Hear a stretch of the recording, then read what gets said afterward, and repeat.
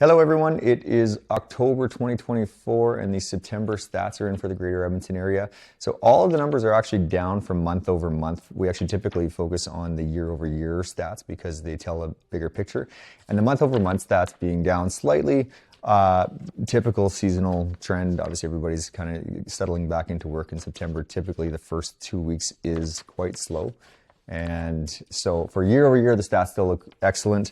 So we had 2,256 total residential properties sold. That's up exactly 10% from this month last year. And total residential new listings are also up by 6.4% with 3,215. So that the average residential sale price is up 11.7%. That's almost 12% year over year, which is a very, very healthy number, probably the healthiest we've seen. So the average residential sale price is $440,366. Now, when you break that down from single family, there was 1,300 sales, or just shy of. That's up 8.2%, and the average residential sale price is up 11.9% at $552,684.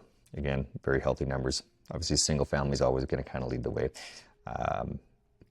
Now, the condos sold, the year-over-year sales actually slowed down. We're still up 2.2%, but they've been up like significantly from the other months past. So year-to-date sales are still significantly higher, but those sales did slow down for September.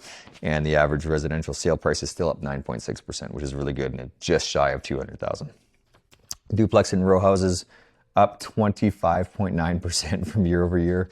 I believe September was a slower year for duplex and row houses last year, but that's 345 sales and the price is up 9.6%. So again, some healthy numbers, 292,875.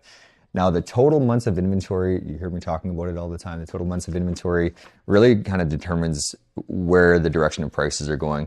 It's up slightly to 2.5%, or sorry, to 2.5 months of inventory. That's from 2.25, so 2.25. That's probably a good healthy number. If I'm being honest, I'd love to see it back up to 3.5. That would just kind of temper the market down a little bit so that sales are reasonable and you can see some reasonable growth. But at 2.5%, we're even starting to see it. We see less multiple offers than we've seen in the previous months of the year.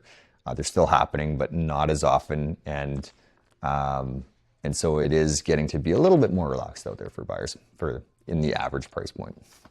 Now, one of the big stories is the luxury market. Although the luxury market's never moving anywhere near as fast as the average market. But anything $1 million plus, the big story here is we're up 52% in sales from last year.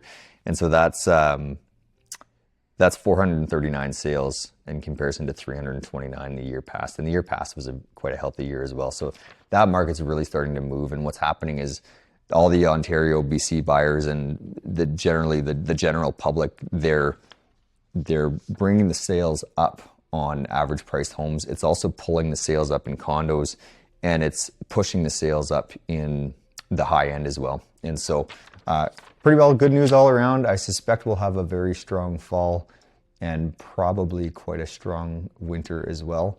And stay tuned for next week.